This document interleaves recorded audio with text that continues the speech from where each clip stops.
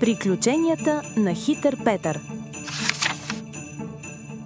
Малка е показалката.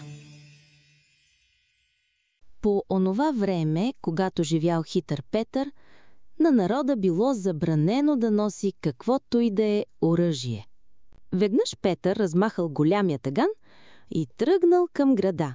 Но случило се, че пръв го срещнал Настрадин ходжа. Той забелязал ятагана в ръката на Петър, спрял го и попитал: Петре, не знаеш ли султанската заповед? Забранено е. Знам. Засмял се хитър Петър и размахал ятагана. Като знаеш, защо го носиш?